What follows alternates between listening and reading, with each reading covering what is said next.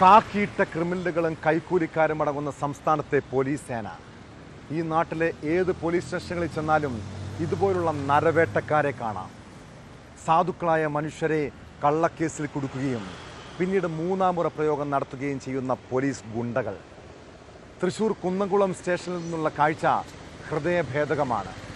Youth Congress പ്രാദേശിക നേതാവിനെ police ജീപ്പിലും സ്റ്റേഷനിലും വെച്ച് ക്രൂരമായി തല്ലിച്ചതയ്ക്കുന്ന ദൃശ്യങ്ങൾ പുറത്തു വന്നത് 2 വർഷത്തിന് ശേഷമാണ്.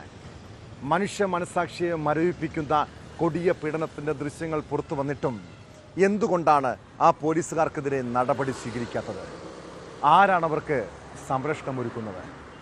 ഇതോടൊപ്പം എറണാകുളം മരട് പോലീസ് സ്റ്റേഷനിലെയും സംസ്ഥാനത്തെ എക്സൈസ് ഓഫീസുകളിലെയും കൂടുതൽ കൈക്കൂലി കഥകളും പുറത്തു വരുന്നുണ്ട്. വിശദമായി പരിശോധിക്കുകയാണ് പോലീസ് പട്രോൾ. സ്വാഗതം.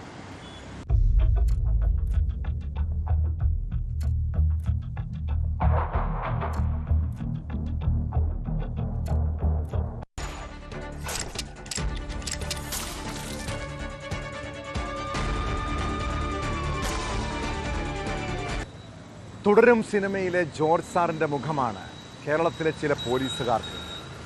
മനസാക്ഷി തൊട്ടു തീണ്ടിയിട്ടില്ലാത്ത കൊടും ക്രിമിനലുകൾ, സാധുക്കളായ മനുഷ്യരെ ചൂഷണം ചെയ്യുന്ന നരവേട്ടക്കാർ. കുന്നംകുളം സ്റ്റേഷനിലെ SI ആയിരുന്ന നുഹ്മാനും CPOമാരായ ശശിധരനും സന്ദീപും സജീവനുമൊക്കെ ജോർജ് സാറിൻ്റെ പുതിയ പതിപ്പാണ്. വെറും പോലീസുകാരല്ല അവർ, കാക്കിയിട്ട ഗുണ്ടകളാണ്.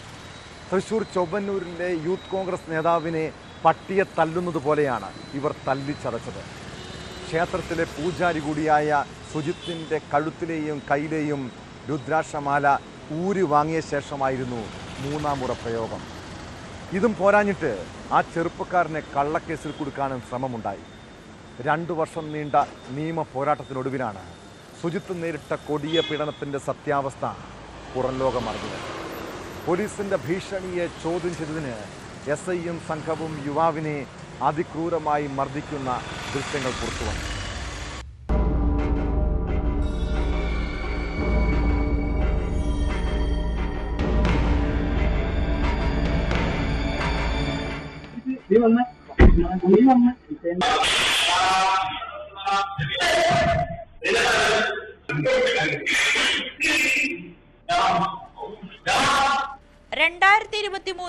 ഏപ്രിൽ 5 കുന്നംകുളം പോലീസ് സ്റ്റേഷനിൽ നടന്ന ക്രൂരമർദ്ദനത്തിന്റെ ദൃശ്യങ്ങളാണിത്. ചൊവ്വന്നൂരിൽ വഴിയരികിൽ നിന്ന സുജിത്തിന്റെ സുഹൃത്തുക്കളെ പോലീസ് ഭീഷണിപ്പെടുത്തി. ഇത് ചോദ്യം ചെയ്ത സുജിത്തിനെ അകാരണമായി SI നുഹ്മാൻ കസ്റ്റഡിയിലെടുക്കുകയും തുടർന്ന് സ്റ്റേഷനിലെത്തിച്ച് മർദ്ദിക്കുകയുമായിരുന്നു. CPOമാരായ ശശീന്ദ്രനും സന്ദീപും സജീവനും മർദ്ദിച്ചു.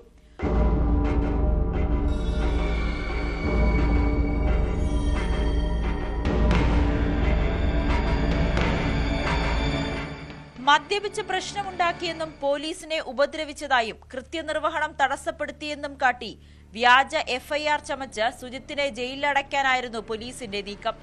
എന്നാൽ വൈദ്യപരിശോധനയിൽ സുജിത്ത് മദ്യപിച്ചിട്ടില്ലെന്ന് മനസ്സിലാക്കിയ ചാവക്കാട് മജിസ്ട്രേറ്റ് കോടതി ജാമ്യം അനുവദിച്ചു. പരിശോധനയിൽ സുജിത്തിന്റെ കേൾവിക്ക് തകരാർ സംഭവിച്ചതായും കണ്ടെത്തി. സുജിത്ത് പോലീസിൽ പരാതി നൽകിയെങ്കിലും കേസെടുത്തിരുന്നില്ല. ഇതിനെതിരെ കോടതിയെ സമീപിച്ചു. കുന്നംകുളം 1ാം ക്ലാസ് മജിസ്ട്രേറ്റ് കോടതി പോലീസുകാർക്കെതിരെ കേസെടുക്കാൻ നിർദ്ദേശവും നൽകി. തുടർന്നാണ് മർദ്ദിച്ചതിന്റെ CCTV ദൃശ്യങ്ങൾ ആവശ്യപ്പെട്ട് സുജിത്ത് വിവരാവകാശ കമ്മീഷനെ സമീപിക്കുന്നതും ദൃശ്യങ്ങൾ ലഭിച്ചതും. ആരോപണ വിധേയരായ ഉദ്യോഗസ്ഥർക്കെതിരെ അന്ന് തന്നെ നടപടിയെടുത്തിരുന്നതായി തൃശൂർ റേഞ്ച് DIG പറഞ്ഞു. പോലീസുകാർക്കെതിരായ കേസ് പാർട്ടി നടത്തുമെന്ന് PC വിശ്വനാഥ് MLA പറഞ്ഞു. ശക്തമായ പ്രതിഷേധ പരിപാടികളുമായി മുന്നോട്ടു പോകാനാണ് കോൺഗ്രസ് തീരുമാനം. കേസിൽ വിചാരണ നടക്കുന്നതിനിടെയാണ് നിർണായക ദൃശ്യങ്ങൾ പുറത്തുവന്നത്.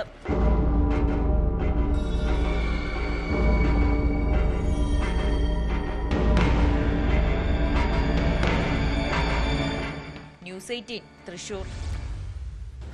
നിയമം നടപ്പാക്കേണ്ടവർ നിയമലംഘനം നടത്തുകയാണെങ്കിൽ പിന്നെ എങ്ങനെ ഈ നാട്ടിലെ സാധാരണ ജനങ്ങൾക്ക് നീതി ലഭിക്കും? വേലി തന്നെ വിളവ് തിന്നുന്ന അവസ്ഥയാണിപ്പോൾ. അതായത് ക്രിമിനലുകളും കൈക്കൂലിക്കാരുമായ പോലീസുകാർ സേനയ്ക്ക് തന്നെ നാണക്കേടാവുകയാണ്. മരട് പോലീസ് സ്റ്റേഷനിലെ SI കൈക്കൂലി വാങ്ങിയ സംഭവത്തിൽ അയാൾക്കെതിരെ എന്ത് നടപടി ഉണ്ടാകും? അന്വേഷണ റിപ്പോർട്ട് സമർപ്പിച്ചാലുടൻ നടപടി സ്വീകരിക്കുമെന്ന് city police commissioner Putta Vimaladitya പറഞ്ഞു.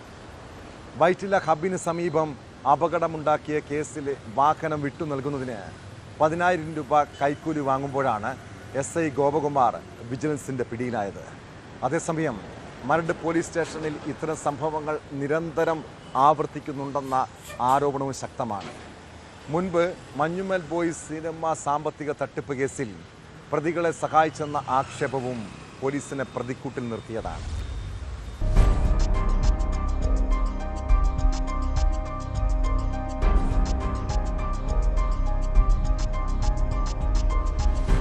കഴിഞ്ഞ മാസം 25-ന് വൈകിട്ടാണ് വൈറ്റില ഹബ്ബിന് സമീപത്ത് വെച്ച് ഗ്യാസ് സിലിണ്ടർ കയറ്റിയ ലോറി അപകടത്തിൽപ്പെടുന്നത്. പള്ളിക്കര സ്വദേശി ഷിബു വർഗീസിന്റെ ഉടമസ്ഥതയിലുള്ള ലോറി ഓടിച്ചിരുന്ന ഡ്രൈവർക്ക് ഹൃദയാഘാതമുണ്ടാവുകയും തുടർന്ന് വൈദ്യുതി പോസ്റ്റിലും കാറിലും ബൈക്കിലും ഇടിക്കുകയുമായിരുന്നു. ഡ്രൈവർ കോമാ സ്റ്റേജിൽ ചികിത്സയിലാണ്. അപകടത്തെ തുടർന്ന് മരട് പോലീസ് കേസ് രജിസ്റ്റർ ചെയ്തിരുന്നു.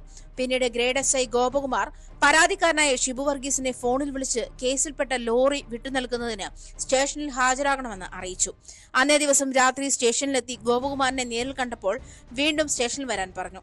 തുടർന്ന് 27-ന് പരാതിക്കാരൻ സ്റ്റേഷനിലെത്തിയപ്പോൾ വാഹനം വിട്ടുനൽകുന്നതിന് 10,000 രൂപ നൽകണമെന്ന് ആവശ്യപ്പെട്ടു. കുറെ തവണ SIയെ കണ്ട് ഡ്രൈവറുടെ ചികിത്സ അടക്കമുള്ള ബുദ്ധിമുട്ടുകൾ അറിയിച്ചെങ്കിലും വഴങ്ങിയില്ലെന്നാണ് പരാതി. ഇതോടെ ഇയാൾ വിവരം എറണാകുളം വിജിലൻസ് ഡെപ്യൂട്ടി പോലീസ് സൂപ്രണ്ടിനെ അറിയിച്ചു. വിജിലൻസ് സംഘം കെണിയൊരുക്കി നിരീക്ഷിച്ചു വരവെ ചൊവ്വാഴ്ച വൈകിട്ട് 4:15-ന് മരട് പോലീസ് സ്റ്റേഷനിൽ പരാതിക്കാരിൽ നിന്നും 10,000 രൂപ കൈക്കൂലി വാങ്ങവേ ഗ്രേഡ് SIയെ കയ്യോടെ പിടികൂടുകയായിരുന്നു.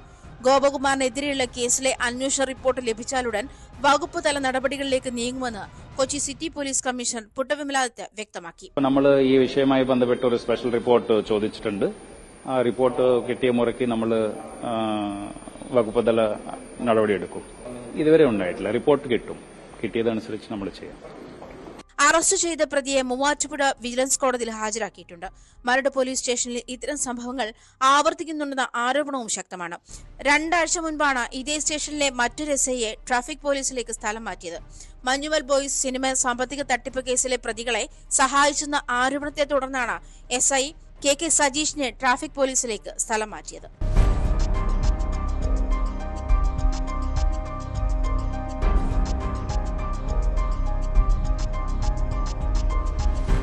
ന്യൂസ് 18 കൊച്ചി. ഓണം നാളുകളിൽ വിൽപ്പന നടത്താൻ കഞ്ചാവും വ്യാജമദ്യവും നാട്ടിൽ സുലഭമാണ്. ഇതിനെതിരെ പോലീസും എക്സൈസും എന്ത് നടപടി സ്വീകരിക്കുന്നുണ്ടെന്ന ചോദ്യമാണ് പൊതുസമൂഹം ഉയർത്തുന്നത്. നടപടി സ്വീകരിക്കേണ്ട എക്സൈസ് ഉദ്യോഗസ്ഥർ മയക്കുമരുന്ന് മാഫിയയ്ക്കും വ്യാജമദ്യ സംഘങ്ങൾക്കും ഒത്താശ ചെയ്യുന്നുണ്ടെന്നാണ് ആക്ഷേപം. ഇതോടെ വിജിലൻസ് സംസ്ഥാനത്തെ 69 എക്സൈസ് സർക്കിൾ ഓഫീസുകളിൽ മിന്നൽ റെയ്ഡ് നടത്തി. വിവിധ ഓഫീസുകളിൽ നിന്ന് കണക്കിൽപ്പെടാത്ത പണവും മദ്യക്കുപ്പികളും പിടിച്ചെടുത്തതായി വിജിലൻസ് പറയുന്നു. ഓപ്പറേഷൻ സേഫ് സിപ്പ് എന്ന പേരിലായിരുന്നു പരിശോധന. കൈക്കൂലിയുടെ തെളിവുകളും കണ്ടെത്തിയിട്ടുണ്ട്.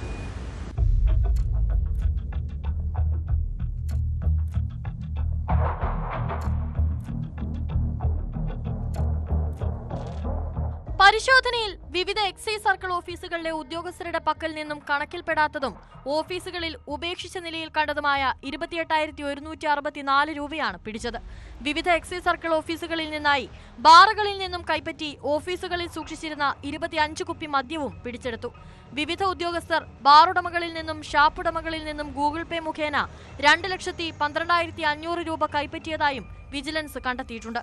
പിടിച്ചെടുത്ത മദ്യക്കുപ്പികൾ കേസ് രജിസ്റ്റർ ചെയ്ത് തുടർ നടപടികൾ സ്വീകരിക്കുന്നതിനായി പോലീസിന് കൈമാറി.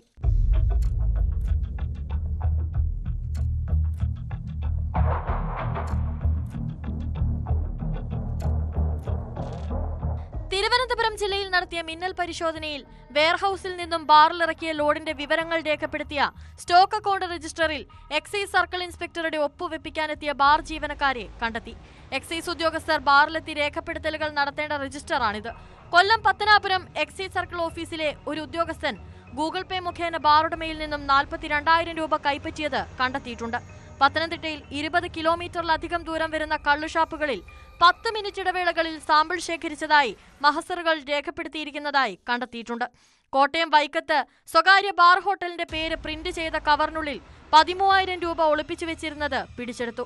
പാലയിൽ ഉദ്യോഗസ്ഥൻ ഗൂഗിൾ പേ മുഖേന ബാറുടമയിൽ നിന്നും 11,500 രൂപ കൈപ്പറ്റിയതും കണ്ടെത്തി. കൊച്ചിയിൽ ഒരു ഉദ്യോഗസ്ഥന്റെ അക്കൗണ്ടിൽ ഗൂഗിൾ പേ മുഖേന 93,000 രൂപയാണ് എത്തിയത്. തൃശൂരിൽ ഒരാളുടെ പക്കൽ നിന്നും കണക്കിൽപ്പെടാത്ത 2,600 രൂപ പിടിച്ചെടുത്തു.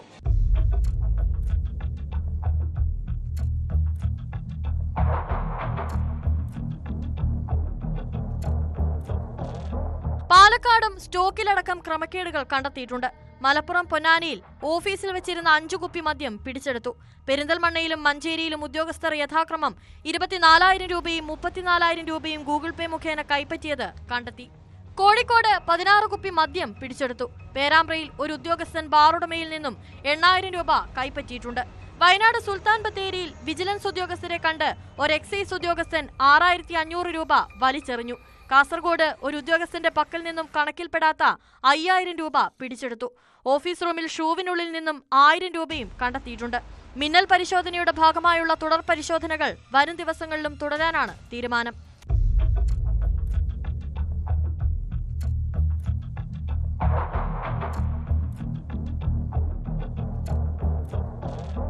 വിവിധ ബ്യൂറോകൾക്കൊപ്പം ന്യൂസ് ഡെസ്ക്, ന്യൂസ് 18. റോഡിൽ പൊട്ടിത്തെറിക്കുന്ന മനുഷ്യരെ പലപ്പോഴും ആശങ്കയോടെയാണ് നമ്മൾ കാണുന്നത്. കാരണം ഏത് സമയവും അവർ അക്രമകാരികളാകാം. വാഹനത്തിന് സൈഡ് കൊടുത്തില്ലെങ്കിലും ചെറിയ അപകടമുണ്ടായാലും ആയുധമെടുക്കുകയും കലാപം സൃഷ്ടിക്കുകയും ചെയ്യുന്നവരുണ്ട്. പാലക്കാട് അലനല്ലൂരിൽ കഴിഞ്ഞ ദിവസം 40ഓളം വരുന്ന യുവാക്കൾ സംഘടിച്ചെത്തി ഭീകരാന്തരീക്ഷം സൃഷ്ടിച്ചത് ഒരു വാഹന അപകടത്തെ ചൊല്ലിയുള്ള തർക്കത്തിനിടെയാണ്. സംഘർഷത്തിനിടെ യുവാക്കൾ കത്തിവീശിയ സംഭവത്തിൽ കൂടുതൽ CCTV ദൃശ്യങ്ങൾ പുറത്തു വന്നു. 5 യുവാക്കളെ സംഘം മർദ്ദിക്കാനെത്തുന്ന CCTV ദൃശ്യങ്ങളാണ് പുറത്തു വന്നിരിക്കുന്നത്. സംഘം കാർ തകർക്കാൻ ശ്രമിക്കുന്നതും ദൃശ്യങ്ങളിൽ വ്യക്തമാണ്.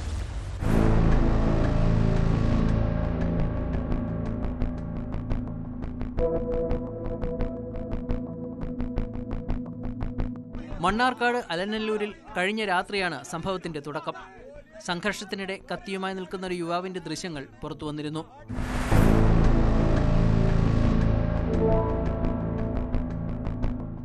ഇതിന് പിന്നാലെ കേസെടുത്ത പോലീസ് ഒരാളെ അറസ്റ്റ് ചെയ്ത് റിമാൻഡ് ചെയ്തു. ആക്രമണത്തിന്റെ കൂടുതൽ ദൃശ്യങ്ങളാണ് പുറത്തു വന്നത്. അലനല്ലൂരിലെ ഒരു ഹോട്ടലിന് സമീപത്തെ സംഘർഷത്തിന് പിന്നാലെ രാത്രിയോടെ തൊട്ടടുത്ത കാർ വാഷിംഗ് സെന്ററിലേക്ക് ഇരച്ചെത്തുന്ന ആൾക്കൂട്ടം വടിയും മറ്റായുധങ്ങളുമായി ആക്രമണം നടത്തുന്നതാണ് ദൃശ്യങ്ങളിലുള്ളത്.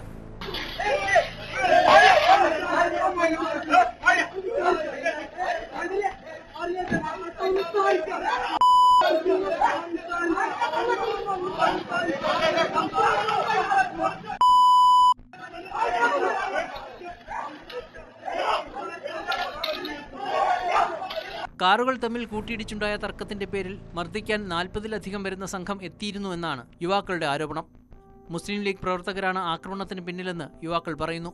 സംഘത്തിന്റെ മർദ്ദനമേറ്റ ആളുകളുടെ പരാതിയിൽ കേസെടുക്കുന്നില്ലെന്നും ആരോപണമുണ്ട്. എന്നാൽ ആരോപണം പച്ചക്കള്ളമാണെന്നും ലഹരി സംഘമാണ് കാർ വാഷിംഗ് സെന്ററിന് സമീപത്ത് തമ്പടിച്ചതെന്നുമാണ് മുസ്ലിം ലീഗ് നേതാവ് റഷീദ് അലായന്റെ വിശദീകരണം. അലനല്ലൂർ ചന്തപ്പടിയിൽ വെച്ച് കാറുകൾ തമ്മിൽ കൂട്ടിമുട്ടിയതാണ് സംഘർഷത്തിന് തുടക്കമിട്ടത്. സംഭവത്തിൽ കൂടുതൽ പേർ പിടിയിലുള്ളതായാണ് വിവരം. ഇതിൽ ചിലർ മുൻ ലഹരി കേസുകളിൽ പ്രതികളാണ്.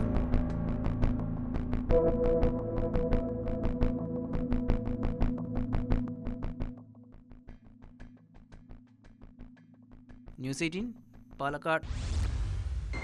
രാഹുൽ മാങ്കൂട്ടത്തിനെതിരായ ലൈംഗികാരോപണ കേസിൽ ഇനി ക്രൈംബ്രാഞ്ചിന്റെ അടുത്ത നീക്കം എന്താണ്? പരസ്യ വെളിപ്പെടുത്തൽ നടത്തിയ നടി റീനി ആൻ ജോർജിനും അവന്തിക്കും പുറമെ ഗർഭചിത്രം നടത്തിയ യുവതികളുടെയും മൊഴി ഉടൻ രേഖപ്പെടുത്തുമോ? റീനിയുടെ മൊഴിയെടുക്കാൻ ക്രൈംബ്രാഞ്ച് സമയം തേടിയിട്ടുണ്ട്. സൈബർ ആക്രമണം തുടരുന്നതിനാൽ കുടുംബവുമായി ആലോചിച്ച് തീരുമാനം അറിയിക്കാമെന്നാണ് യുവതി അന്വേഷണ സംഘത്തിന് നൽകിയിരിക്കുന്ന മറുപടി. അതേസമയം ഗർഭചിത്രം നടത്തിയ യുവതികളുടെ മൊഴി നേരിട്ടെടുക്കാനുള്ള നീക്കവും അന്വേഷണ സംഘം ഊർജിതമാക്കി.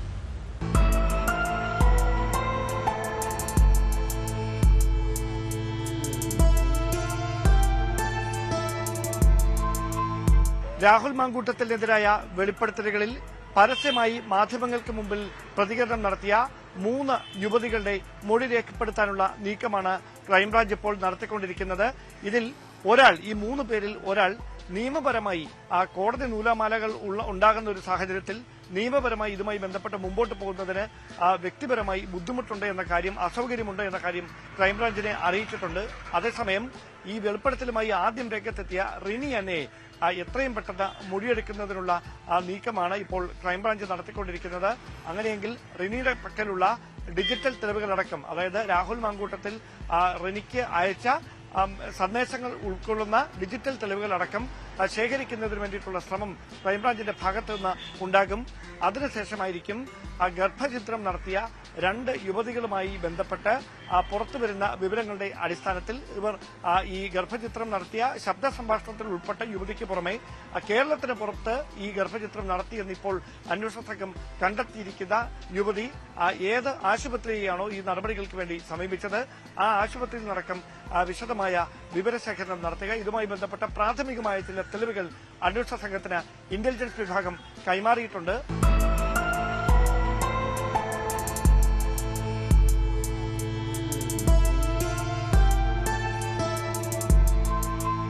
അതോടൊപ്പം ഇതിലേക്ക് നയിച്ച സാഹചര്യം, അതായത് ബോധപൂർവം നിർബന്ധത്തിന് വഴങ്ങിയാണോ ഗർഭചിത്രം നടത്തിയത്, അതോ മറ്റെന്തെങ്കിലും ആരോഗ്യ പ്രശ്നങ്ങളാണോ, ഇതിലടക്കം വ്യക്തത കൈവരേണ്ടതുണ്ട്. അതിലൊരു വ്യക്തത വരുത്തിയതിനു ശേഷം മാത്രമായിരിക്കും ഇതിലെ നിയമസാധുതകൾ ഉപയോഗിച്ചുകൊണ്ട് തുടരന്വേഷണത്തിലേക്ക് കടക്കുക.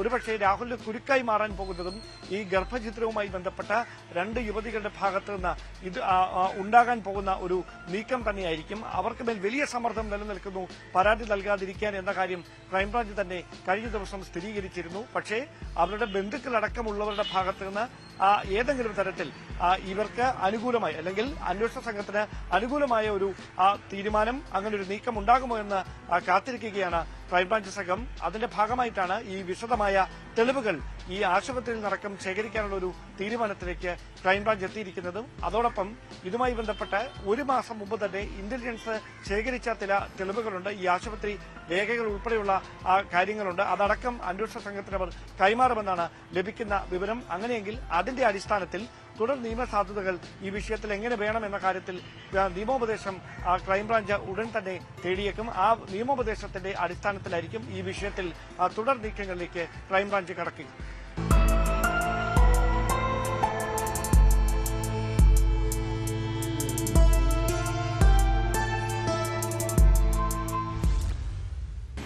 ചേർത്തലയിലെ ബിന്ദു പത്മനാഭൻ തിരോധാന കേസിൽ എന്തുകൊണ്ടാണ് ക്രൈംബ്രാഞ്ചിന്റെ അന്വേഷണം വഴിമുട്ടുന്നത്? കൊലപാതക കുറ്റം ചുമത്തിയെങ്കിലും സെബാസ്റ്റ്യനെ കസ്റ്റഡിയിലെടുക്കാനോ അറസ്റ്റ് രേഖപ്പെടുത്താനോ അന്വേഷണ സംഘത്തിന് കഴിഞ്ഞിട്ടില്ല.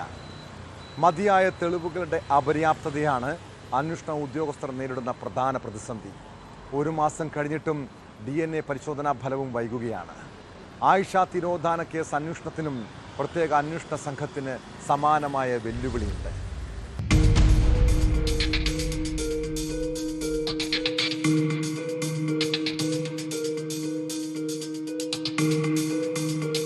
കേരളത്തെ ആകെ ഞെട്ടിച്ച കേസുകളാണ് പള്ളിപ്പുറവുമായി ബന്ധപ്പെട്ട സ്ത്രീകളുടെ തിരോധാനം. ഈ കേസിൽ ഇപ്പോൾ കോട്ടയം ജയിലിലുള്ള സെബാസ്റ്റ്യന്റെ കസ്റ്റഡി അപേക്ഷ, മറ്റ് കേസുകളിലെ കസ്റ്റഡി അപേക്ഷയും ഒപ്പം തന്നെ അറസ്റ്റ് രേഖപ്പെടുത്തലും ഒക്കെയുള്ള പ്രൊസീജിയറിലാണ് ഇപ്പോൾ അന്വേഷണ സംഘം പ്രതിസന്ധി നേരിടുന്നത് എന്നുള്ളതാണ്.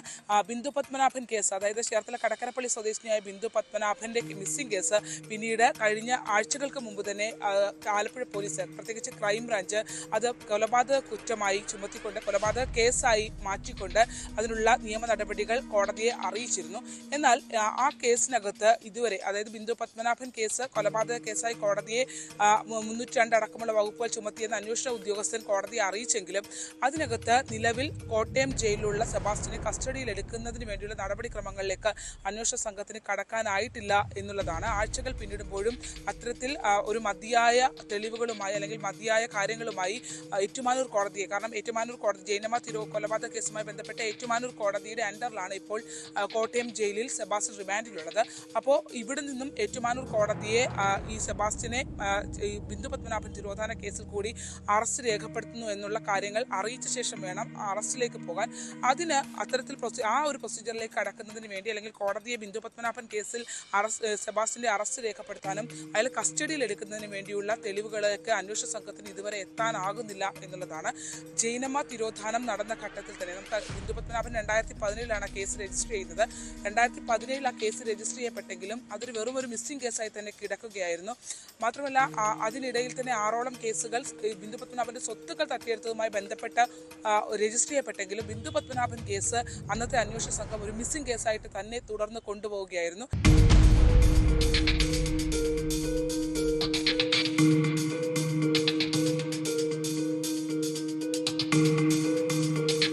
എന്നാൽ ഈ കോട്ടയത്ത് ഏറ്റുമാനൂർ സ്വദേശി ജൈനമ്മ കൊല്ലപ്പെട്ടതിന് ശേഷമാണ് അത് അപ്ഗ്രേഡ് ചെയ്തുകൊണ്ട് ആ കേസിന്റെ വകുപ്പുകൾ മാറ്റിക്കൊണ്ട് ഈ സ്ത്രീകൾ ഐഷയാണെങ്കിലും ബിന്ദു പത്മനാഭനാണെങ്കിലും ഇപ്പോൾ ജൈനമ്മയെ പോലെ തന്നെ സെബാസ്റ്റ്യനാൽ കൊല ചെയ്യപ്പെട്ടിട്ടുണ്ടെന്നൊരു നിഗമനത്തിലേക്ക് അന്വേഷണ സംഘം എത്തുന്നത്. പക്ഷേ സാഹചര്യം കൊണ്ട് ജൈനമ്മ തിരോധാന കേസിലെ സാഹചര്യങ്ങൾ കൊണ്ട് സെബാസ്റ്റ്യൻ കൊല ചെയ്യപ്പെട്ടു, സെബാസ്റ്റ്യനാൽ ഇവർ കൊല ചെയ്യപ്പെട്ടു എന്ന് പറയുമ്പോഴും സെബാസ്റ്റ്യനിലേക്ക് എത്തുന്നതിന് വേണ്ടിയുള്ള മതിയായ തെളിവുകൾ, അതായത് ബിന്ദു പത്മനാഭൻ കേസിലാണെങ്കിലും ഐഷ കേസിലാണെങ്കിലും സെബാസ്റ്റ്യനിലേക്ക് എത്താനുള്ള മതിയായ തെളിവുകൾ കണ്ടെത്താൻ അന്വേഷണ സംഘത്തിന് കഴിഞ്ഞിട്ടില്ല.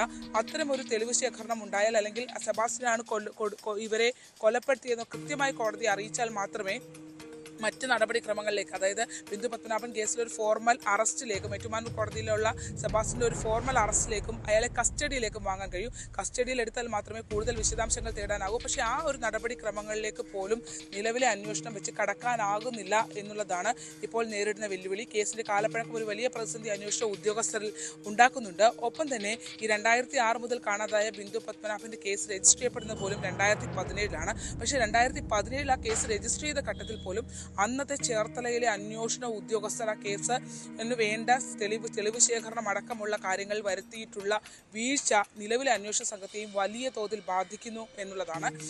എന്തായാലും ഈ കേസുമായി ബന്ധപ്പെട്ട് ബിന്ദുവിന്റെ സഹോദരൻ ഗുരുതര ആരോപണം അന്നത്തെ അന്വേഷണ സംഘത്തിനെതിരെ ഉന്നയിച്ചിരുന്നു. അവർ പണം വാങ്ങി കേസ് അട്ടിമറിക്കാൻ ശ്രമിച്ചു എന്നുള്ളതാണ്. വകുപ്പ് തല അന്വേഷണം വേണമെന്നൊരു ആവശ്യം, ബിന്ദുവിന്റെ സഹോദരന്റെ ആവശ്യം നിലനിൽക്കുന്നതിനിടയിലാണ് ഇപ്പോൾ നിലവിലത്തെ കേസിൽ ബിന്ദു പത്മനാഭന്റെ കൊലപാതക കേസിൽ സെബാസ്റ്റ്യനെ ഒന്ന് കസ്റ്റഡിയിൽ വാങ്ങാനോ അല്ലെങ്കിൽ അയാളുടെ ഒരു അറസ്റ്റ് പോലും രേഖപ്പെടുത്താൻ കഴിയാതെ അന്വേഷണ സംഘം ഇപ്പോൾ നിൽക്കുന്നത്.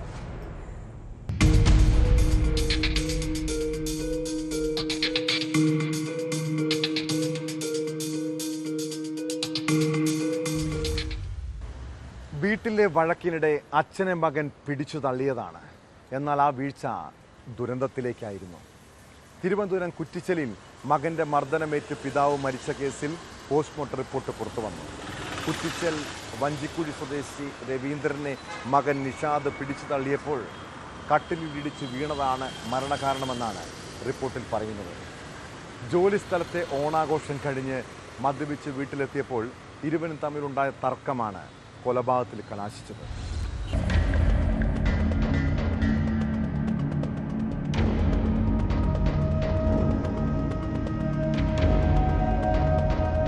തിങ്കളാഴ്ചയാണ് കുറ്റിച്ചൽ സ്വദേശി രവീന്ദ്രൻ മകൻ നിഷാദിന്റെ മർദ്ദനമേറ്റ് മരിച്ചത്. നിഷാദ് മദ്യലഹരിയിൽ വീട്ടിലെത്തിയത് ചോദ്യം ചെയ്തതിനെ തുടർന്നുണ്ടായ തർക്കമാണ് മർദ്ദനത്തിൽ കലാശിച്ചത്. രവീന്ദ്രന്റെ മരണം മർദ്ദനമേറ്റത് മൂലമെന്ന് സ്ഥിരീകരിക്കുകയാണ് പോസ്റ്റ്മോർട്ടം റിപ്പോർട്ട്. നിഷാദ് രവീന്ദ്രനെ പിടിച്ചു തള്ളിയപ്പോൾ കട്ടിലിൽ ഇടിച്ചു വീണതാണ് മരണകാരണമെന്നാണ് റിപ്പോർട്ടിൽ പറയുന്നത്.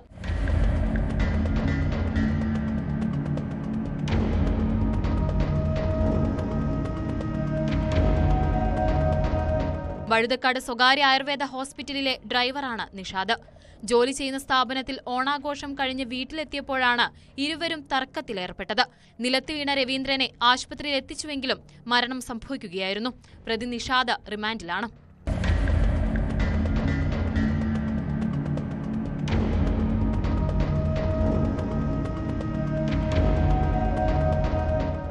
ന്യൂസ് 18 തിരുവനന്തപുരം.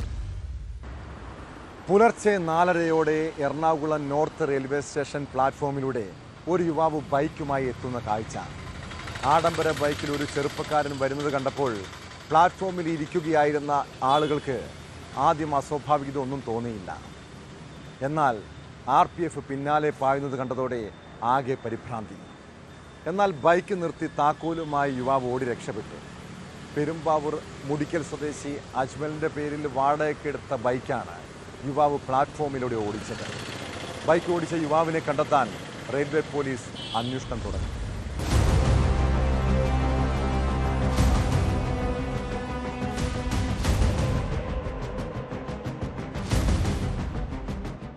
കഴിഞ്ഞ പുലർച്ചെ 4:30 യുവാവ് പ്ലാറ്റ്ഫോമിന്റെ 2ാം നമ്പർ പ്രവേശന കവാടത്തിലൂടെ ബൈക്കുമായി പ്ലാറ്റ്ഫോമിലേക്ക് പ്രവേശിക്കുകയായിരുന്നു. പ്ലാറ്റ്ഫോമിൽ നിറഞ്ഞിരുന്ന ആളുകൾക്കിടയിലൂടെ ബൈക്ക് ഓടിക്കുന്ന യുവാവിന്റെ CCTV ദൃശ്യങ്ങൾ പുറത്തു വന്നിട്ടുണ്ട്. യുവാവ് ബൈക്കുമായി പ്രവേശിക്കുന്നത് കണ്ടതോടെ RPF പിന്നാലെ പാഞ്ഞെങ്കിലും പ്ലാറ്റ്ഫോമിന്റെ തെക്കേ അറ്റത്തേക്ക് ഓടിച്ചുപോയി. തുടർന്ന് ബൈക്ക് നിർത്തി താക്കോലുമായി ഓടി രക്ഷപ്പെടുകയായിരുന്നു.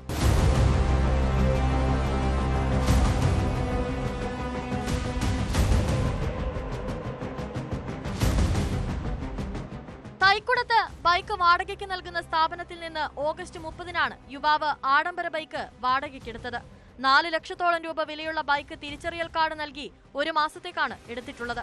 ഈ തിരിച്ചറിയൽ കാർഡിലെ വിവരങ്ങളുടെ അടിസ്ഥാനത്തിലാണ് റെയിൽവേ പോലീസിന്റെ അന്വേഷണം. റെയിൽവേ സ്റ്റേഷനിൽ നിന്ന് ഓടിപ്പോയ യുവാവ് പിന്നാലെ ഒളിവിൽ പോയി. ബൈക്ക് വാടകയ്ക്കെടുത്ത ആൾ ലഹരി ഉപയോഗിക്കുന്ന ആളാണെന്ന് സൂചനയുണ്ടെന്ന് പോലീസ് വൃത്തങ്ങൾ വ്യക്തമാക്കി. ലഹരി ഉപയോഗത്തിന് ശേഷമാണോ ബൈക്ക് ഓടിച്ചതെന്ന സംശയവും പോലീസ് പങ്കുവെക്കുന്നുണ്ട്. ബൈക്കിലെത്തുമ്പോൾ ഇയാളുടെ കൈവശം ഒരു ചുവന്ന ബാഗും ഉണ്ടായിരുന്നു.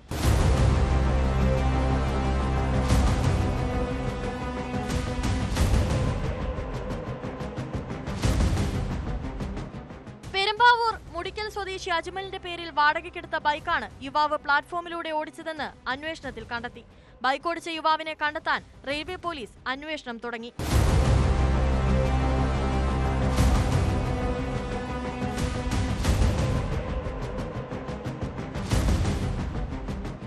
ന്യൂസ് 18 കൊച്ചി. ഓൺലൈൻ ട്രേഡിംഗിൽ പണം നിക്ഷേപിച്ചാൽ ഇരട്ടി ലാഭമുണ്ടാക്കാം. ഇത്തരം പരസ്യങ്ങൾ സമൂഹ മാധ്യമങ്ങളിൽ പതിവായി കാണാറുണ്ട്. എന്നാൽ ചില തട്ടിപ്പ് സംഘങ്ങളും ഇങ്ങനെ പരസ്യവുമായി ഇറങ്ങിയിരിക്കുകയാണ്. കൊച്ചിയിൽ കഴിഞ്ഞ ദിവസം തട്ടിപ്പിനിരയായത് ഓഹരി വിപണിയിൽ സജീവമായി ഇടപെടുന്ന വ്യവസായിയാണ്. ഓൺലൈൻ ട്രേഡിംഗിലൂടെ എറണാകുളം സ്വദേശിയിൽ നിന്ന് 25 കോടി രൂപ തട്ടിയെടുത്ത കേസിൽ ഈ പണം എത്തിയ അക്കൗണ്ടുകളെക്കുറിച്ച് പോലീസ് വിശദമായ അന്വേഷണം ആരംഭിച്ചു. ഇന്ത്യയിൽ തന്നെയുള്ള വിവിധ ബാങ്ക് അക്കൗണ്ടുകളിലേക്ക് പണം കൈമറിഞ്ഞു പോയതായാണ് പ്രാഥമിക കണ്ടെത്തൽ.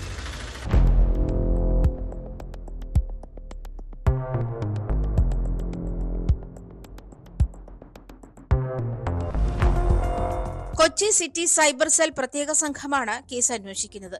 DCP ജുവനപ്പുടി മഹേഷിന്റെ നേതൃത്വത്തിലുള്ള സംഘമാണ് അന്വേഷണം നടത്തുക. കേസിൽ ഡാനിയൽ എന്നയാളെ പ്രതി ചേർത്തിട്ടുണ്ട്. ഇത് വ്യാജ പേരാണെന്നാണ് സംശയിക്കുന്നത്. അധിക ലാഭം വാഗ്ദാനം ചെയ്ത് ഓൺലൈൻ നിക്ഷേപ തട്ടിപ്പ് നടത്തിയ പരാതിയിൽ തിങ്കളാഴ്ചയാണ് സൈബർ ക്രൈം പോലീസ് കേസെടുത്തത്.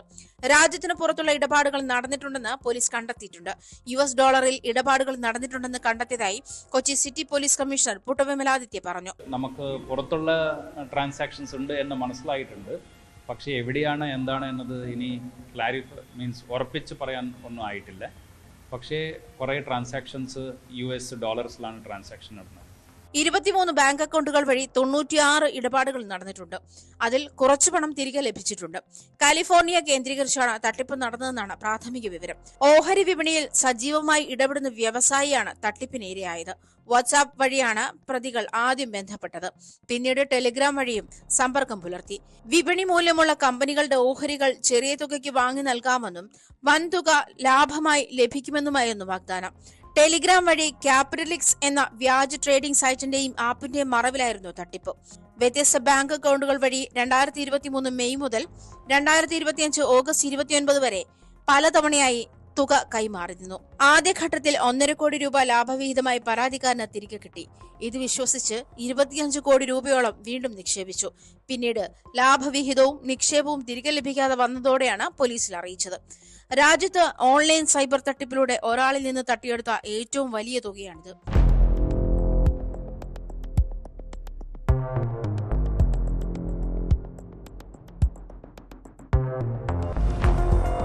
ന്യൂസ് 18 കൊച്ചി. നമ്മളൊരു ബിസിനസ് നടത്തുകയാണെങ്കിൽ അതിൻ്റെ ഫിനാൻഷ്യൽ ഓഫീസറായി നിയമിക്കുന്നത് ഏറ്റവും വിശ്വാസമുള്ള ആളുകളെയാകുമല്ലേ? അങ്ങനെ ആ വ്യക്തിയെ സ്ഥാപനത്തിൻ്റെ ചുമതല പോലും ഏൽപ്പിക്കാം. ഒരിക്കൽ സ്ഥാപന ഉടമ കണക്കുകൾ പരിശോധിച്ചപ്പോൾ ആകെ പൊരുത്തക്കേടുകൾ. അപ്പോഴാണ് താൻ ചതിക്കപ്പെട്ട കാര്യം അയാൾ തിരിച്ചറിഞ്ഞത്. കൊച്ചി കേന്ദ്രീകരിച്ച് പ്രവർത്തിക്കുന്ന സ്വകാര്യ റിക്രൂട്ടിംഗ് സ്ഥാപനത്തിൻ്റെ ഉടമ അതോടെ പോലീസിൽ പരാതി നൽകി. ആ കേസിൻ്റെ അന്വേഷണം എത്തിയത് ഫിനാൻഷ്യൽ മാനേജറിലേക്കും അയാളുടെ ബന്ധുക്കളിലേക്കുമാണ്.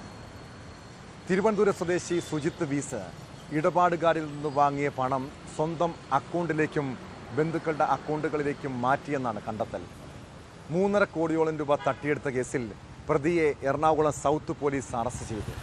ഇയാളുടെ കൂട്ടാളികളിലേക്കും അന്വേഷണം വ്യാപിപ്പിച്ചിട്ടുണ്ട്.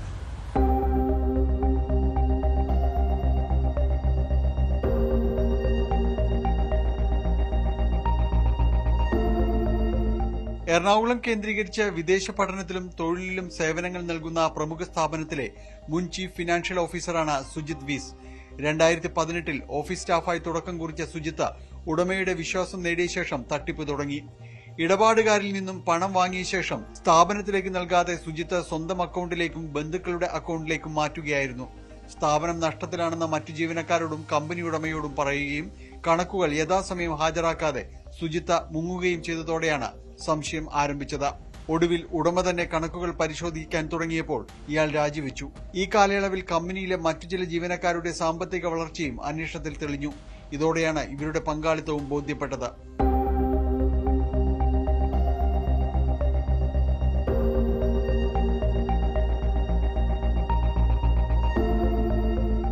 കൂട്ടുപ്രതികളായി ചേർക്കപ്പെട്ട 13 പേരിൽ പലരും കമ്പനിയിലെ ജീവനക്കാരാണ്. ഇവരിൽ ചിലർ ഇവിടെ നിന്നുകൊണ്ട് തന്നെ പുതിയ സ്ഥാപനം തുടങ്ങുകയും ചെയ്തു.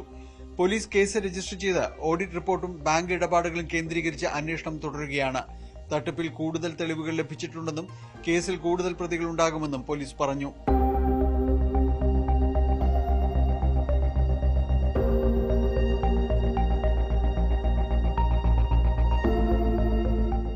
ന്യൂസ് 18 കൊച്ചി. ഓണാവധിക്കാലത്ത് പലരും വീട് പൂട്ടി വിനോദയാത്രയ്ക്കും ബന്ധുവീടുകളിലേക്കും പോകാറുണ്ട്. എന്നാൽ നിങ്ങൾ പുറത്തു പോകുമ്പോൾ വീട്ടിൽ സ്വർണവും പണവും സൂക്ഷിക്കാതിരിക്കാൻ ശ്രമിക്കണം കേട്ടോ. കാരണം നമ്മൾ വീട്ടിൽ ഇല്ലെന്ന് മനസ്സിലാക്കി കവർച്ചയ്ക്കിറങ്ങുന്ന സംഘങ്ങളുണ്ട്. പാലക്കാട് ഒറ്റപ്പാലം ലക്കിടിയിൽ പൂട്ടിയിട്ടിരുന്ന വീട് കുത്തി തുറന്നാണ് മോഷണം നടത്തിയത്. ലക്കിടി സ്വദേശി രാധാകൃഷ്ണന്റെ വീട്ടിൽ നിന്ന് 3.5 പവൻ സ്വർണ്ണാഭരണങ്ങളും പണവും നഷ്ടപ്പെട്ടെന്നാണ് പരാതി. വീട്ടിലെ നിരീക്ഷണ ക്യാമറകളും ഹാർഡ് ഡിസ്കും നശിപ്പിച്ച നിലയിലാണ്.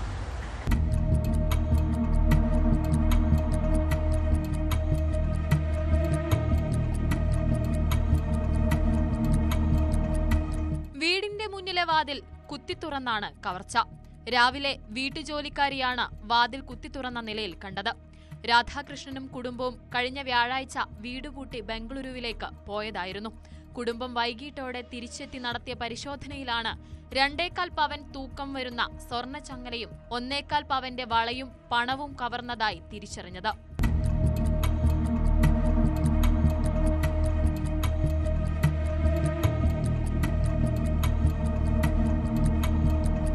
മുറിയിലെ അലമാരയിലായിരുന്നു ഇവ സൂക്ഷിച്ചിരുന്നത്. വാതിൽ കുത്തിത്തുറക്കാൻ ഉപയോഗിച്ചെന്ന് കരുതുന്ന കൊടുവാൾ മുറിക്കുള്ളിൽ നിന്നും കണ്ടെത്തി. വീട്ടിലെ നിരീക്ഷണ ക്യാമറകൾ തകർക്കപ്പെട്ട നിലയിലാണ്. ഹാർഡ് ഡിസ്ക് നഷ്ടപ്പെടുകയും ചെയ്തു. സംഭവത്തിൽ ഒറ്റപ്പാലം പോലീസ് അന്വേഷണം ആരംഭിച്ചു. പോലീസ് സമീപവാസികളിൽ നിന്നും മൊഴിയെടുക്കുന്നുണ്ട്.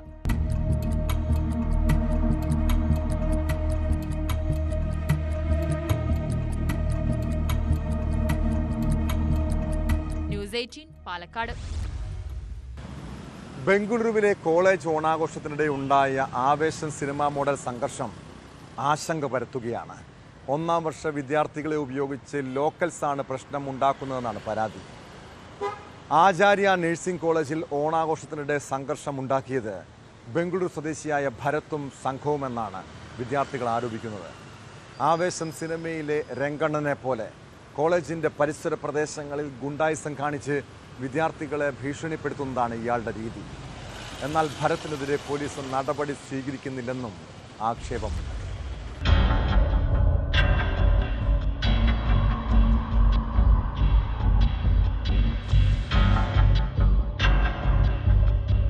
ബംഗളൂരു സ്വദേശിയായ ഭരത് എന്ന യുവാവിന്റെ നേതൃത്വത്തിലാണ് വലിയ അക്രമ സംഭവങ്ങൾ ഇന്നലെ രാത്രിയോടുകൂടി കോളേജിന്റെ ഹോസ്റ്റലിൽ സംഭവിച്ചത്. ഗുരുതരമായി കുത്തേറ്റ മലപ്പുറം സ്വദേശി മുഹമ്മദ് സാബിദിനെ ആശുപത്രിയിൽ പ്രവേശിപ്പിക്കുകയും ചെയ്തു. സാബിദിന്റെ ആരോഗ്യനിലയിൽ പുരോഗതിയുണ്ട്. കോളേജിലെ വിദ്യാർത്ഥികളടക്കം ഇത് ദൃക്സാക്ഷികളായിട്ടുള്ളവർ പറയുന്നത് ഒരു ആവേശം സിനിമ ഇറങ്ങിയതിനു ശേഷമാണ് കോളേജിൽ ഇത്തരത്തിലുള്ള അക്രമ സംഭവങ്ങൾ വലുതും ചെറുതുമായിട്ടുള്ള സംഭവങ്ങൾ ഉണ്ടായത്. ഇത് ഭരത് എന്ന യുവാവാണ് ഈ രംഗണ്ണൻ എന്ന രീതിയിലേക്ക് ഫസ്റ്റ് ഇയറിലെ കോളേജിലെ തന്നെ ഫസ്റ്റ് ഇയറിലെ വിദ്യാർത്ഥികളെ സംരക്ഷിക്കുക അല്ലെങ്കിൽ അവർക്ക് വേണ്ടി ഇത്തരത്തിലുള്ള ആക്രമണ സംഭവങ്ങളെല്ലാം അഴിച്ചുവിടുന്നത്.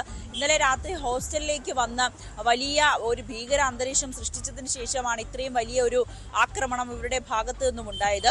ഗുരുതരമായി ആണ് ഈ സാബിത്തിന് കുത്തേറ്റത്. പിന്നീട് പല വിദ്യാർത്ഥികളെയും മർദ്ദിക്കുകയും ഒക്കെ ചെയ്തിരുന്നു. എന്നാൽ കോളേജ് അധികൃതരായിക്കോട്ടെ ഈ വിഷയത്തിൽ ഒരു കേസുമായി മുന്നോട്ട് പോകാനോ അല്ലെങ്കിൽ പരാതി നൽകുവാനോ തയ്യാറായില്ല. ഇവർ കേസ് ഒതുക്കി തീർക്കാനുള്ള രീതിയിലേക്കാണ് നീക്കം എന്നുകൂടി വിദ്യാർത്ഥികൾ ആരോപിക്കുന്നുണ്ട്.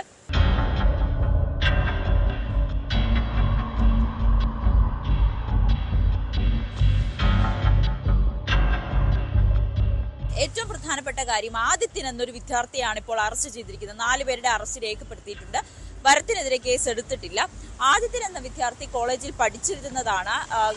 ഇത്തരത്തിൽ മോശ സ്വഭാവത്തെ തുടർന്ന് കോളേജിൽ നിന്നും പറഞ്ഞയച്ചു. കോളേജിന്റെ അടുത്ത് തന്നെ ഒരു ടാറ്റു സ്റ്റുഡിയോയിൽ തുടങ്ങി. അവിടെ വെച്ചാണ് ഈ കൂടുതൽ വിദ്യാർത്ഥികൾ അല്ലെങ്കിൽ കൂടുതൽ സുഹൃത്തുക്കൾ വരികയും അവർ വലിയ ഒരു ഗ്യാങ് ആയി തന്നെ ഒരു ഗുണ്ട ഗ്യാങ് ആയി തന്നെ അവിടെ പ്രവർത്തിക്കുകയും ചെയ്തു എന്നാണ് മറ്റ് സഹപാഠികൾ പറയുന്നത്. എന്തായാലും വലിയ ഭീതിയിൽ തന്നെയാണ് വിദ്യാർത്ഥികൾ. അടിക്കടി ഇങ്ങനെ ഉണ്ടാകുന്ന സംഭവങ്ങൾ മുമ്പും പലതരത്തിലുള്ള ഭീഷണി ഇവരുടെ ഭാഗത്ത് നിന്ന് ഉണ്ടായിട്ടുണ്ടെന്ന് കൂടി വിദ്യാർത്ഥികൾ സ്ഥിരീകരിക്കുന്നുണ്ട്. എന്തായാലും പോലീസ് അന്വേഷണം വ്യാപിപ്പിച്ചിരിക്കുകയാണ്. ഈ പരിക്കേറ്റ വിദ്യാർത്ഥികളുടെ ഒക്കെ മൊഴി രേഖപ്പെടുത്തുകയും ചെയ്തിട്ടുണ്ട്.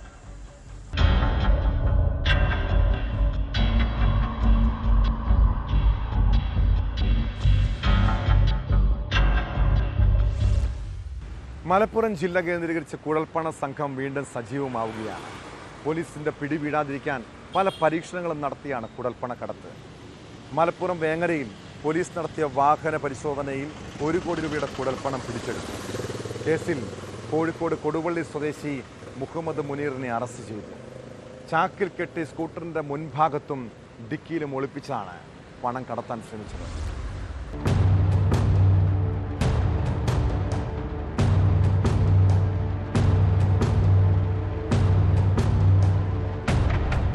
വേങ്ങരയിൽ ചാക്കിൽ കെട്ടി സ്കൂട്ടറിൽ കടത്തുകയായിരുന്ന 1 കോടി രൂപയുടെ കുഴൽപ്പണമാണ് പിടിച്ചത്.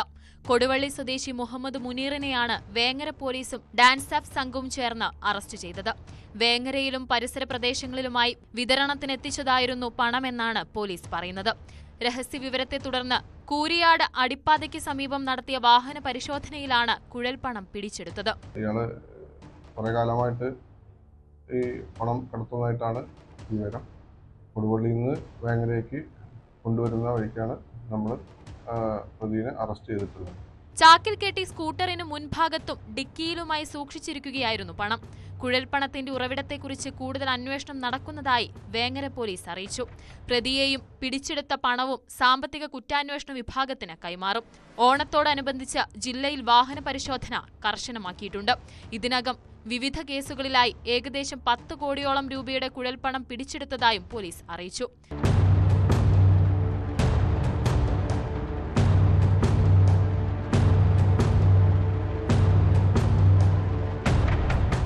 ന്യൂസ് 18 തിരൂർ. കേരളത്തിൽ തൊഴിൽ തേടിയെത്തുന്ന ചില ഇതര സംസ്ഥാനക്കാർ ഇടയ്ക്കിടെ അവരുടെ സ്വന്തം നാട്ടിലേക്ക് പോകുന്നത് ശ്രദ്ധയിൽപ്പെടുന്നുണ്ട്. എന്തിനായിരിക്കും പതിവായുള്ള ഈ ട്രെയിൻ യാത്രകൾ? അങ്ങനെയുള്ളവരെ എക്സൈസും പോലീസും നോട്ടമിടുന്നുണ്ട്. കൊല്ലത്ത് കഞ്ചാവുമായി പിടിയിലാകുന്നതിലധികവും ഇതര സംസ്ഥാന തൊഴിലാളികളാണ്. 1.25 കിലോ കഞ്ചാവുമായി പശ്ചിമ ബംഗാൾ സ്വദേശി നയ്യ എന്നയാളെ എക്സൈസ് സംഘം അറസ്റ്റ് ചെയ്തു. ഓണം സ്പെഷ്യൽ ഡ്രൈവിൻ്റെ ഭാഗമായി നടത്തിയ പരിശോധനയിലാണ് പ്രതി പിടിയിലായത്.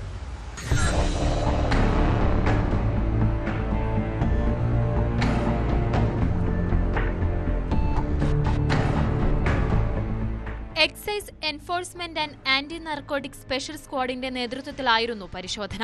കൊല്ലം ഈസ്റ്റ് വില്ലേജിലെ ചിന്നക്കടയിൽ നടത്തിയ പരിശോധനയിലാണ് പ്രതി പശ്ചിമ ബംഗാൾ സ്വദേശി നയ്യ കുടുങ്ങിയത്. ബംഗാളിൽ നിന്നും ഇയാൾ നിരന്തരം കേരളത്തിലേക്ക് കഞ്ചാവ് കടത്തുകയും തീരദേശ മേഖല കേന്ദ്രീകരിച്ച് വിൽപ്പന നടത്തുകയും ചെയ്തിരുന്നതായി എക്സൈസ് പറയുന്നു.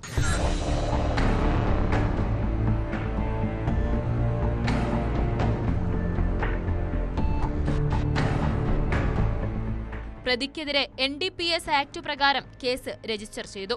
പ്രതിയിൽ നിന്നും ലഭിച്ച വിവരങ്ങൾ പ്രകാരം നിരവധി പേർ കഞ്ചാവ് കടത്തിൽ ഉൾപ്പെട്ടിട്ടുള്ളതായി വ്യക്തമായിട്ടുണ്ട്. ഇവർക്കായുള്ള അന്വേഷണവും തുടങ്ങി. കോടതിയിൽ ഹാജരാക്കിയ പ്രതിയെ റിമാൻഡ് ചെയ്തു.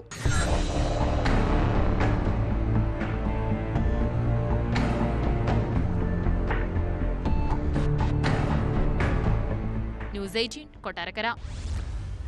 പാലക്കാട് മൂത്താന്തറ വ്യാസ വിദ്യാപീഠം സ്കൂളിലെ കുട്ടികൾക്ക് ഇപ്പോഴും ആ നടുക്കം വിട്ടുമാറിയിട്ടില്ല.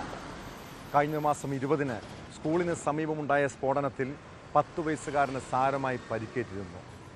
RSS നിയന്ത്രണത്തിലുള്ള സ്കൂളിൽ സ്ഫോടനമുണ്ടായ കേസിൻ്റെ അന്വേഷണം ഒടുവിൽ എത്തി നിൽക്കുന്നത് BJP പ്രവർത്തകനായ സുരേഷിലേക്കാണ്.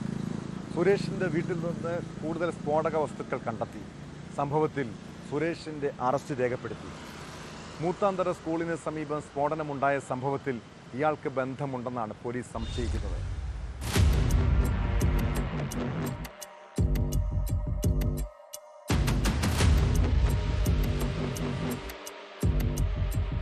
പാലക്കാട് കല്ലേക്കാടിൽ വീട്ടിൽ സ്ഫോടക വസ്തു കണ്ടെത്തിയ സംഭവത്തിൽ വീട്ടുടമ മണിക്കുറ്റിക്കളം സുരേഷിന്റെ അറസ്റ്റാണ് രേഖപ്പെടുത്തിയത്. പ്രതി സുരേഷ് കിണർകുഴിക്കൽ ജോലിക്കാരനാണ്. മൂത്താന്തറ സ്കൂളിന് സമീപം സ്ഫോടക വസ്തു പൊട്ടിത്തെറിച്ച സംഭവത്തിൽ ഇയാൾക്ക് ബന്ധമുണ്ടെന്നാണ് പോലീസ് സംശയിക്കുന്നത്. സംഭവത്തിൽ ഫാസിൽ, കല്ലേക്കാട് സ്വദേശി നൌഷാദ് എന്നിവർ കസ്റ്റഡിയിലുണ്ട്. സുരേഷിന്റെ വീട്ടിൽ നടത്തിയ പരിശോധനയിൽ ഉഗ്രശേഷിയുള്ള സ്ഫോടന വസ്തുക്കളാണ് പോലീസ് കണ്ടെത്തിയത്. 24 ഇലക്ട്രിക് ഡെറ്റനേറ്റർ, അനധികൃതമായി നിർമ്മിച്ച 12 സ്ഫോടക വസ്തുക്കൾ എന്നിവ ഇവിടെ നിന്ന് പിടികൂടി.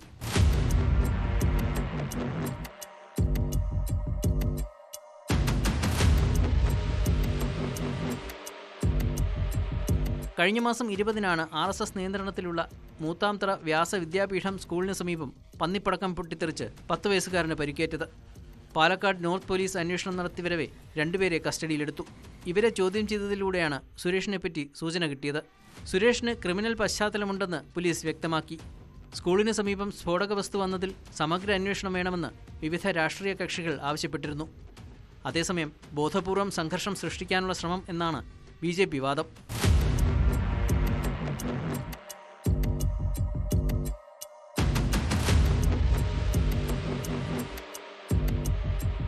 ന്യൂസ് 18 പാലക്കാട്. കുറ്റകൃത്യങ്ങളുടെ മറ്റു ചില വാർത്തകൾ ചുരുക്കത്തിൽ. പാലക്കാട് വല്ലപ്പുഴയിൽ റെയിൽവേ ജീവനക്കാരന് കല്ലേറിൽ പരുക്ക്. റെയിൽവേ ട്രാക്ക്മാൻ അട്ടപ്പാടി കൽക്കണ്ടി സ്വദേശി നിഷാദിനെ മദ്യലഹരിയിൽ ആക്രമിച്ചയാൾ കസ്റ്റഡിയിൽ. കൊച്ചിയിൽ വിവിധ ലഹരി കേസുകളിലായി 4 പേർ പിടിയിൽ. എളമക്കരയിൽ 2.26 കിലോ കഞ്ചാവുമായി ഒഡീഷ സ്വദേശി ഹരേകൃഷ്ണ നായിക്. തോപ്പുംപടിയിൽ 14.5 ഗ്രാം MDMA-യുമായി മട്ടാഞ്ചേരി സ്വദേശികളായ മുസ്തഫ, നാസിഫ്. പാലാരിവട്ടത്ത് 4 ഗ്രാമിലധികം MDMA-യുമായി മലപ്പുറം വട്ടംകുളം സ്വദേശി വിഷ്ണുരാജ് എന്നിവരാണ് പിടിയിലായത്. തിരുവനന്തപുരം വട്ടപ്പാറയിൽ വൻതോതിൽ വ്യാജമദ്യം വിൽപ്പന നടത്തി വന്നിരുന്നയാൾ അറസ്റ്റിലായി. പിടിയിലായത് തേക്കട കൊഞ്ചറ സ്വദേശി സതീശൻ. ഇടുക്കി രാമക്കൽമേട് ബംഗ്ലാദേശ് കോളനി ഭാഗത്ത് എക്സൈസ് നടത്തിയ പരിശോധനയിൽ 10 ലിറ്റർ ചാരായം കണ്ടെത്തി. സംഭവത്തിൽ പ്രതിയെ പിടികൂടാനായിട്ടില്ല. ഓണം സ്പെഷ്യൽ ഡ്രൈവിന്റെ ഭാഗമായി മൂന്നാർ എക്സൈസ് സംഘം നടത്തിയ പരിശോധനയിൽ കഞ്ചാവ് ചെടി കണ്ടെത്തി. അടിമാലി മാന്താം കാലായിൽ തൊട്ട് പുറമ്പോക്കിലാണ് കഞ്ചാവ് ചെടി കണ്ടെത്തി നശിപ്പിച്ചത്. നമ്മുടെ നാട്ടിൽ തിണ്ണമിടുക്ക് കാണിക്കുന്ന ചില ആളുകളെ കാണാറുണ്ട്. പുറത്തുനിന്നുള്ളവർ നാട്ടിലെത്തിയാൽ അവരെ അനാവശ്യമായി പ്രകോപിപ്പിക്കുകയും ആക്രമിക്കുകയും ചെയ്യുന്നതാണ് രീതി. കേരളത്തിലെ പല വിനോദസഞ്ചാര കേന്ദ്രങ്ങളിലും ഇത്തരം കാഴ്ച ഇപ്പോൾ പതിവാണ്. മൂന്നാറിൽ വിനോദസഞ്ചാരികൾക്ക് നേരെ വീണ്ടും കയ്യേറ്റ ശ്രമമുണ്ടായി. വിനോദസഞ്ചാരികൾ യാത്ര ചെയ്തിരുന്ന വാഹനത്തെ റോഡിൽ മറ്റൊരു വാഹനം കുറുകെയിട്ട് തടയുകയായിരുന്നു. തുടർന്ന് അസഭ്യവർഷവും നടത്തി. അമിത വേഗതയിൽ അപകടകരമാം വിധം വാഹനമോടിച്ചത് ചോദ്യം ചെയ്തതാണ് അക്രമ സംഭവങ്ങളുടെ തുടക്കം. വിവരം പോലീസിൽ അറിയിച്ചിട്ടും നടപടി സ്വീകരിച്ചില്ലെന്ന ആരോപണമുണ്ട്. നമ്മുടെ നാട്ടിലെ വികസനത്തിൽ വിനോദസഞ്ചാര കേന്ദ്രങ്ങൾ വലിയ പങ്കുവഹിക്കുന്നുണ്ട്. എന്നാൽ ഇതുപോലുള്ള അക്രമ സംഭവങ്ങൾ ടൂറിസം മേഖലയ്ക്ക് തന്നെ തിരിച്ചടിയാകുമെന്ന് തിരിച്ചറിയണം. ഇതോടെ പോലീസ് പട്രോൾ പൂർണ്ണമാകുന്നു. നമസ്കാരം.